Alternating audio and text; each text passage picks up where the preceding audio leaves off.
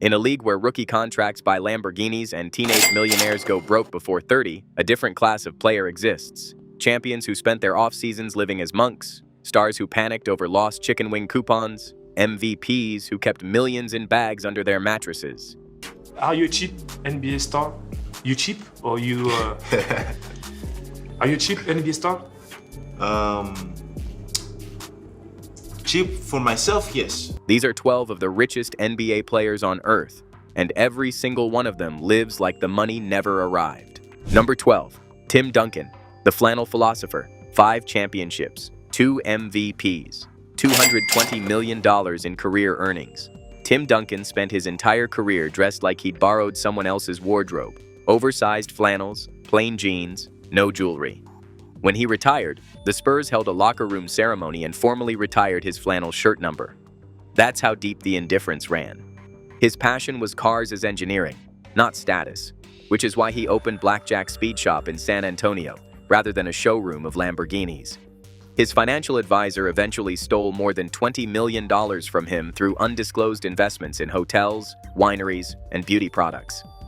Duncan's response when it came out: "Luckily, I had a long career and made good money. This is a big chunk, but it's not going to change my life in any way. $20 million. His reaction was a shrug. Number 11. Giannis Antetokounmpo, the street vendor billionaire. Giannis Antetokounmpo has earned over $338 million in salary. The morning after winning his first NBA championship, he celebrated by driving to a Chick-fil-A with the Larry O'Brien trophy in his lap and ordering 50 chicken minis. Not a private chef, not a Las Vegas party. Chick-fil-A, 50 minis, exact. He grew up in Athens selling sunglasses on the street with his brothers just to survive. That never left him. His rookie year, he wired so much money home to Greece that he had nothing left for a cab to the arena. He started running. A fan recognized him mid-sprint and drove him in. In 2024, he walked into a New York sneaker store, tried on a pair of Dior X Air Jordan 1s, and handed them straight back when he saw the $20,000 price tag. He is the face of Nike with his own signature shoe line. He still returned them. His former teammate Drew Holiday said it plainly: "He's the cheapest guy I know. He's got all that money, but he's still living like he doesn't have any." He shops at Target. His answer when called cheap never changes. Cheap. Like, I spend a lot of money Careful for my is not family. cheap, Yes. My money, because I know the value of money, Number 10. Kawhi Leonard, the coupon collector. 2 championships, 2 finals MVPs, $94 million in one contract extension alone.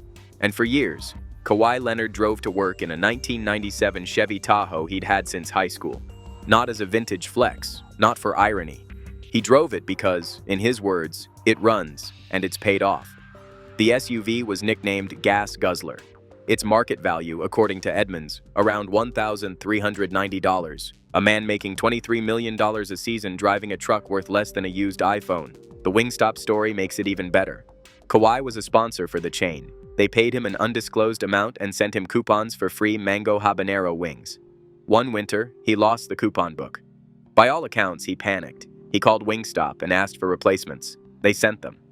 His trainer Randy Shelton watched the whole thing and said, "You'd think we were talking about a starving journeyman in the D-League." Kawhi Leonard, worth hundreds of millions, upset about lost coupons for free food he was already being paid to eat. He could have bought Wingstop. He wanted the coupon. Number 9. Victor Wembanyama, the robed rookie. Victor Wembanyama is 22 years old, earning $12 million a year, and already being called the most gifted prospect the NBA has seen in a generation. His last offseason? He shaved his head, put on monk robes, and spent 10 days at a Shaolin temple in China, waking up at 4:30 a.m. to run, training in kung fu, eating vegan, living in near total isolation. No luxury resort, no brand tours, no entourage. His team left without him. "Very much out of my comfort zone," he said. "I had some of the biggest aches and pains of my life."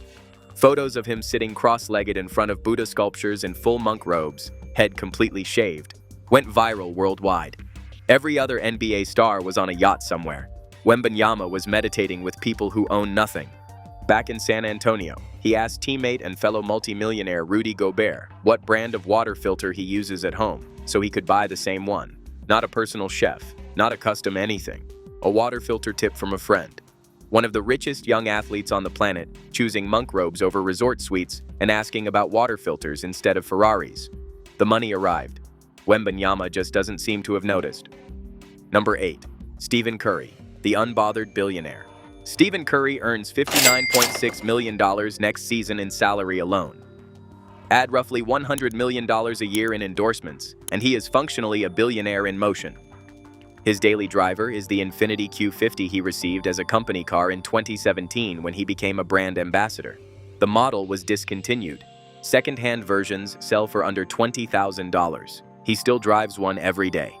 When asked his net worth on a podcast recently, Curry said he doesn't know and doesn't particularly want to find out. It's not something I really worry about too much. A man worth hundreds of millions, daily driving a car worth less than most people's kitchen renovations, unbothered by the number in his account. That's the kind of quiet that only comes from actually having enough. Number 7. Carmelo Anthony, the bargain hunter. Carmelo Anthony earned hundreds of millions across 19 NBA seasons, added major endorsement money from Jordan Brand, and built a venture capital firm, Melo 7 Tech Partners, that invested in Lyft, DraftKings, SeatGeek, and more than 30 companies. The man was doing billion-dollar business before half the league understood what equity meant. He also cuts coupons at the grocery store. Melo told CBS Denver, "I go to the supermarket, make sure I get the newspaper and tear the coupons out, save $1 or $2.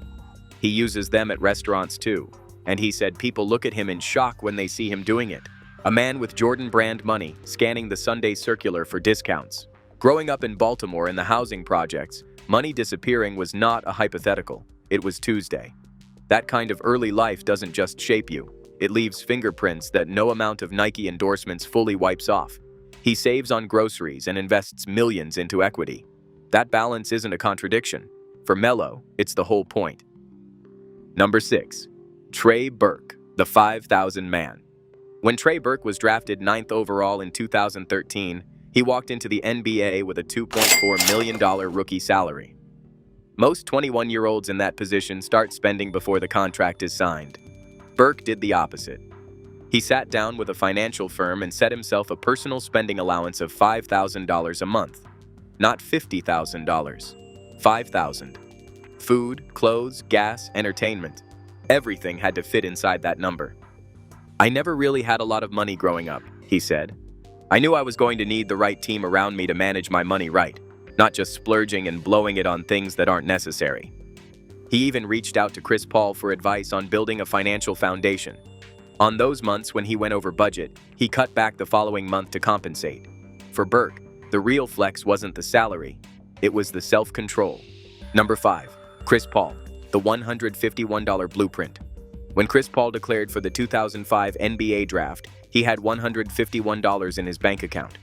His new agent offered him $100,000 in advance money. A 19-year-old with $151 in the bank, being handed the chance to take $100,000 before the first game was even played. His parents said no. That's too damn much. They told him $25,000 was enough. Paul went straight to the bank near his Wake Forest campus and checked his statement. It read $25,151. "We ain't never had no money like this," he said. He took his girlfriend and his best friend to the mall and told them to pick something. One check, everyone gets something. That day never left him. Even after earning nearly $400 million across his career and taking stakes in 29 companies, Paul still calls himself frugal. "I'm very conscious of any and everything that I spend money on." His kids know they have to earn in-app purchases.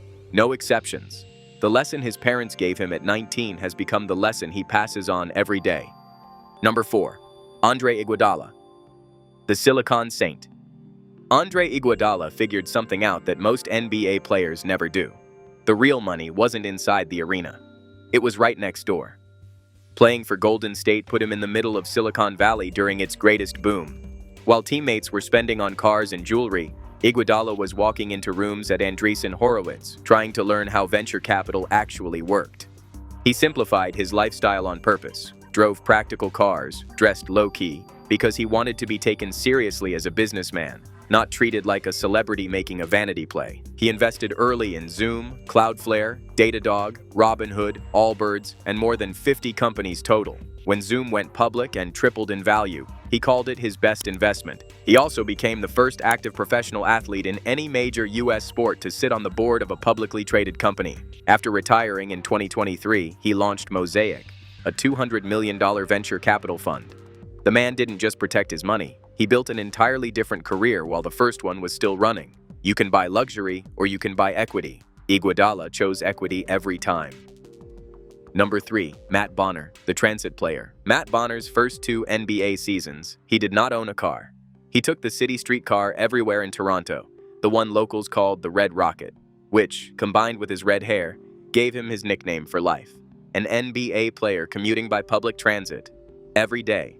His shoe situation matched. Every other player had Nike or Adidas deals worth millions. Bonner wore New Balance because a friend gave him free pairs. No contract, no sponsorship. When he wore them down to his last 2 pairs, one blew apart during a game against Memphis. He kept playing. He landed a shoe deal by tweeting at brands from a sneaker website, the first NBA player to get a sponsorship via social media. He also ran a sandwich review blog on the Spurs website. When he retired, the team formally retired his flannel shirt. Frugality was the whole personality. Number 2. Kevin Garnett, the mattress banker. Kevin Garnett earned $334 million in NBA salary, then kept it in bags under his mattress. I wasn't introduced to wires or just fintech. I wasn't financial savvy in none of it. And I didn't know about direct deposit. I didn't know none of this. And so when I would get my check, I'd go cash it and, bring it home and I would put it under my mattress. $2 to $3 million in bags, under a bed. Not because he was broke, because the bank didn't feel like something he could trust. The irony cuts deep. The man who didn't trust banks eventually trusted a financial advisor named Charles Banks, who allegedly stole $77 million from him through years of bad investments. Garnett didn't find out until his divorce triggered a financial audit. He had shown up at Banks' sentencing as a character witness, still not knowing the full picture. He built his net worth back to around $120 million, but for years, one of the highest paid athletes on the planet was sleeping on top of his fortune, literally. Number 1. Jimmy Butler, the bubble barista. Jimmy Butler walked into the 2020 NBA bubble carrying his own espresso machine, French press, and grinder. Within days, he had a menu board outside his hotel door. Lattes, cappuccinos, macchiatos, every drink, $20 flat. Cash only. No I owe us. His first customer, Goran Dragic, said he'd pay later. He never did. Butler says Dragic still owes him. When Bam Adebayo asked to be a co-owner, Butler said no. The name Big Face came from the $100 bills in the NBA per diem packet. He figured players would run out of 20s and hand him hundreds. Never really worked that way, he admitted, but the idea was genius. That hotel room became a real company. Big Face Coffee opened its first store in Miami's Design District in December 2024. Butler paid $65,000 for 1,000 pounds of premium beans and built the whole thing while earning $35 million a year playing basketball. Most players complained about the coffee. Butler priced the shortage. From Giannis sprinting to the arena to Butler charging $20 for coffee, the thread connecting all 12 of them isn't poverty. It's memory. Every one of them remembers exactly what nothing felt like, and no contract has been big enough to change that. Which player surprised you most? Drop it in the comments below and subscribe. More coming.